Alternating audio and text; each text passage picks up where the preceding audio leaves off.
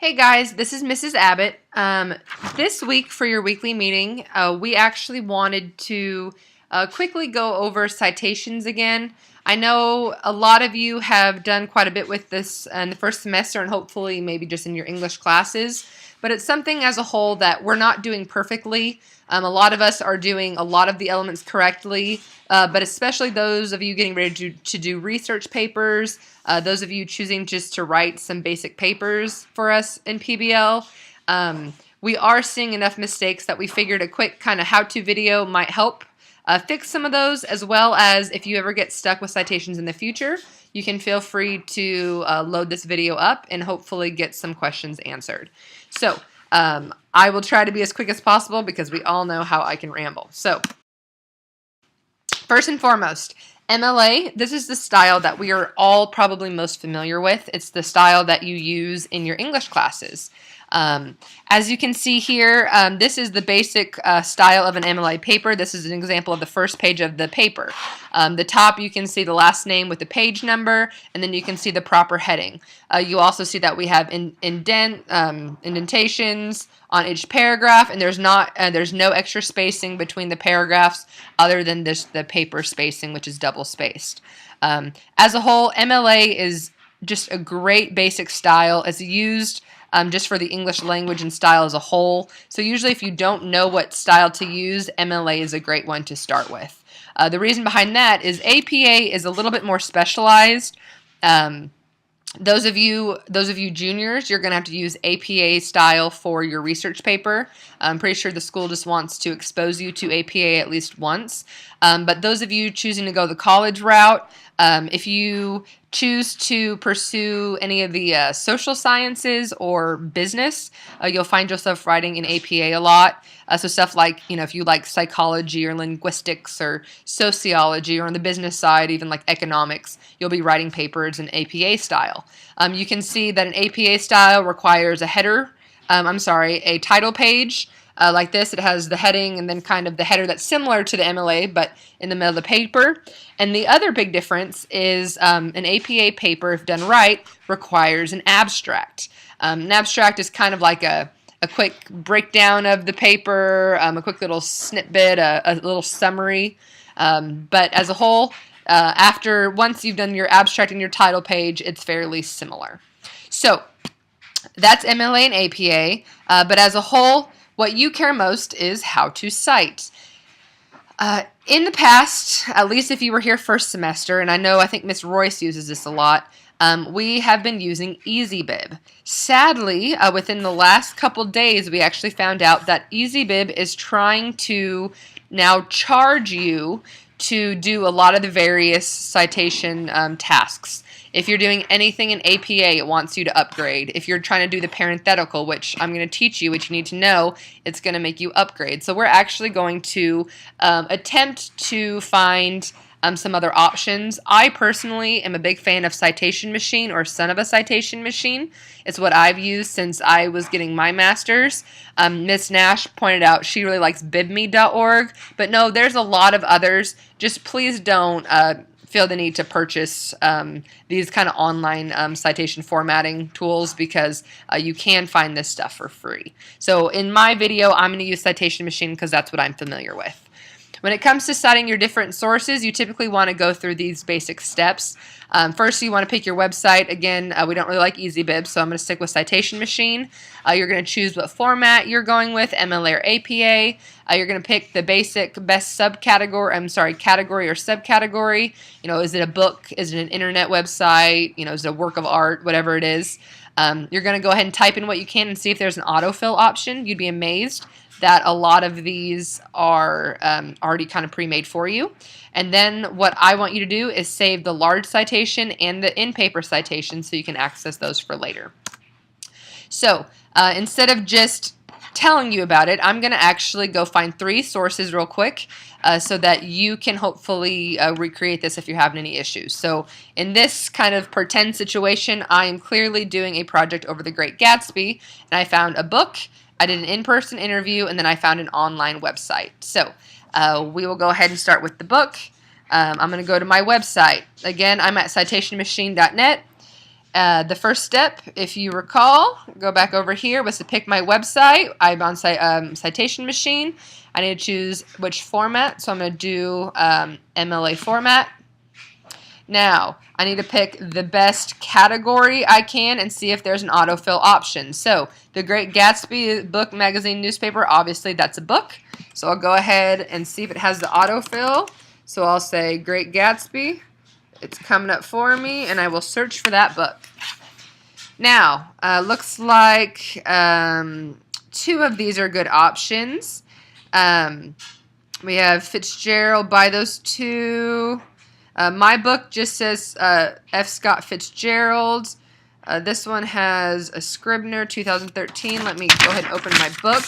You do want to make sure that you pick the right one. It looks like we have some different publishers. We have Scribner, Cambridge University Press, Gale Group. I want to make sure I pick the right one.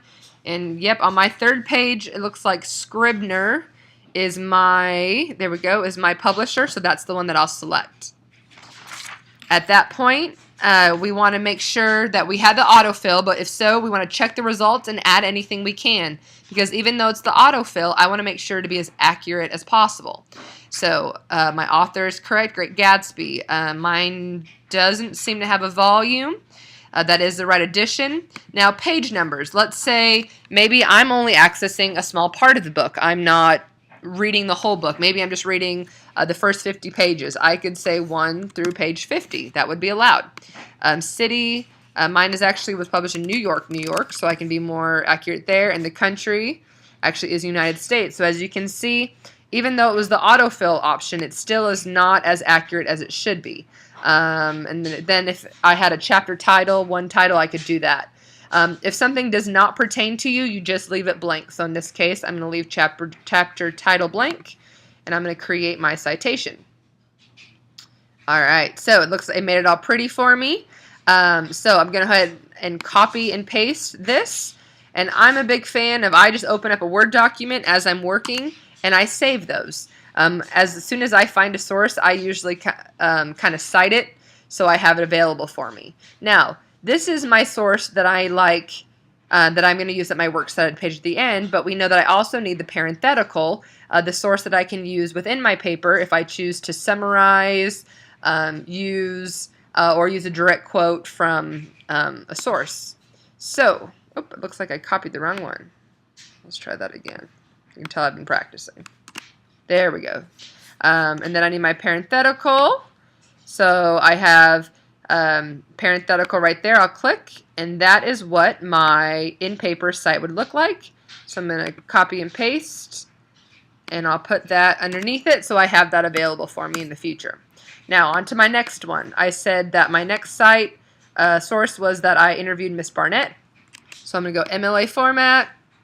It's none of those, so hopefully I find other chapter interview. So I'll say interview, and then let's fill out again. If we look at here, this did not have an autofill, so I need to fill out as much correct information as I possibly can. Shouldn't be too hard. So I'm doing interview. The interviewee would be Melissa Barnett. I would be the interviewer, so I'd say Megan Abbott. Interview information, personal interview by me. Interview title. Interview title, that's something, if I was maybe had an official breakdown of my interview, if I made a video of it or a paper over my interview, maybe I'd give it a title. In this case, I'm just saying I went and talked to her real quick. So I would probably leave interview title blank. But if I personally conducted the interview, which I did, I'll fill out the date here. So January 19th. And then medium by phone, email. I did an in-person interview, so I'll create that citation. All right, so now I have Melissa Barnett, personal interview. I will copy and paste that guy, and I will put that in my Word document. Ooh, hopefully I don't get the pinwheel of death. All right, now, if I also now need to save my parenthetical. But when I go to my parenthetical, I'm going to see something crazy. I have 2 open parentheses with nothing in between. Now, That's always a bummer because maybe I want to directly quote Miss Barnett. I might think, maybe that's wrong because typically it's the author's name with a date. I could assume it was Barnett 2016, but you want to make sure that you're doing things correctly. If you ever have a question and something doesn't seem to make sense, one of your best source resources is this website right here. It's called Purdue Owl Online Writing Lab. It's just Purdue Owl. I believe Miss Collins uses this one quite a bit. Back in the day when, Miss Viets Nash and I, when we first had college, we used to have books that we had to look through and figure out basically how to cite everything ourselves. Lucky for you guys, you have a lot of online technology, but know that, when something like this happens, you need to figure out how to do it right. Purdue Owl is probably the best place to do that. In this case, I'm worried about in-text citations, so I'm going to go here, the basics, and let's see if we can find anything about an interview or maybe why I didn't get an in-paper citation. So I can go read through here, basic in-text citation rules. This is if there's an author, in text, no known author to corporate author, classic literary works, authors with same last names, multiple authors. I think if I get down here to the bottom, I might be able to find something electronic. All right, probably my best option is a miscellaneous non-print source because, again, this isn't a print source. This is something that an interview I did. You can look here as an example. Unlike a lot of the other sources that kind of tell you how to go ahead and cite them in paper, looks like when it comes to miscellaneous non-print sources, there really is not an in-paper citation. It looks like I just need to reference the non-print source and give them credit. So, during the presentation, Jane Yates stated that invention and pre-writing are areas of rhetoric. So I would probably need to say something like, during my interview with Mrs. Barnett, she stated that, The Great Gatsby was one of the best literary pieces, or whatever Miss Barnett might have said. But I actually have shown here that, believe it or not, Citation Machine was correct, and that there's no parenthetical citation for Miss Barnett's interview. So again, I would just, if I wanted, I could maybe copy this and have that for me to remember. So if I wanted to use that in my paper, I just need to make sure that I bring up my interview and there's actually no, parentheses and a name in there. Now I know that one was kind of long. I'll try to do the last one pretty quick. We have the third source is an online website. Now I'm going to go to this website real quick because I do want to point one thing out. We're finding a lot of problems with websites. This is a great website that I found. It's an understanding of the Great Gatsby, and this website leads me to a whole bunch of other websites that could end up being great sources for me. Now I need you to be, careful. Even if I use this source to find another source, unless I am using something that I learned from this website exactly, this is actually not the website that I would cite. Let's say this website led me to this one, a Fitzgerald chronology. Okay, so maybe I use this one as a source.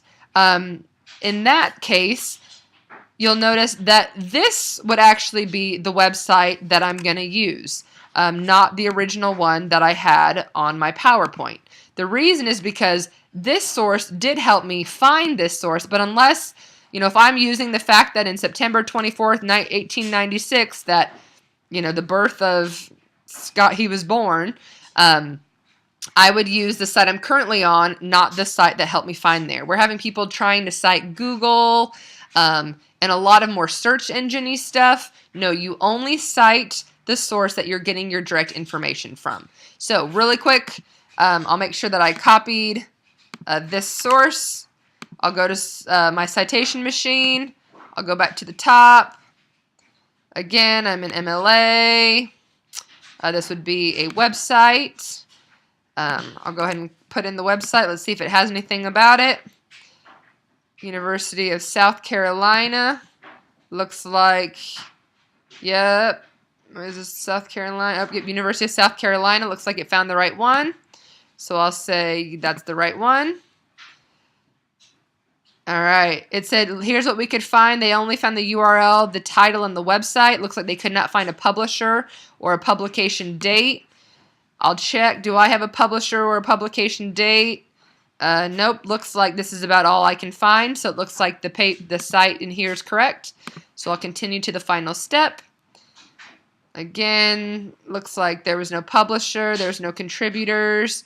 Again, was there a published date or anything on here? You want to make sure that you have everything added on. Nope, looks like they have nothing like that. So again, if it does not apply to me, I will leave it blank. However, this is the day I accessed it. So 2000 January, today is not the 20th, it's actually the 19th, so I'll fix that, and I will create my citation. All right, so this is the guy I will copy. I'll bring it to my little cheat sheet, and then last but not least, I need my parenthetical. So I'll click this guy.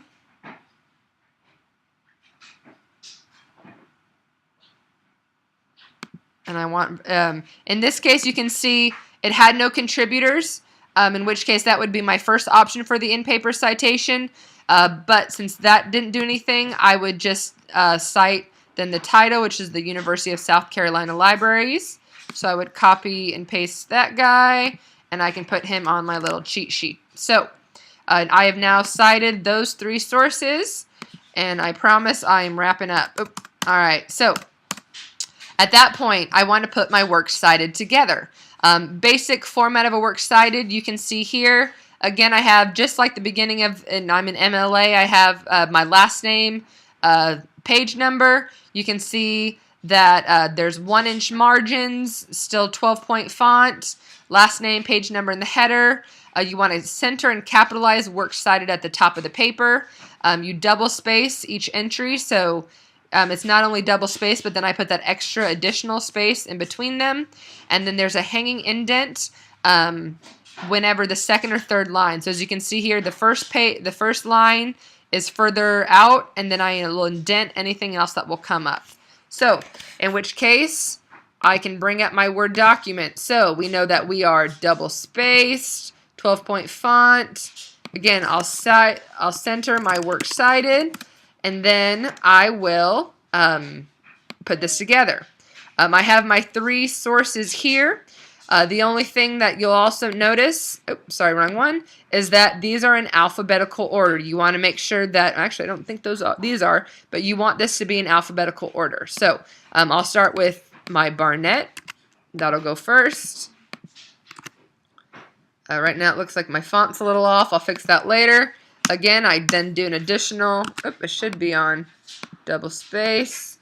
So I'll do my additional double space. Then I have Fitzgerald.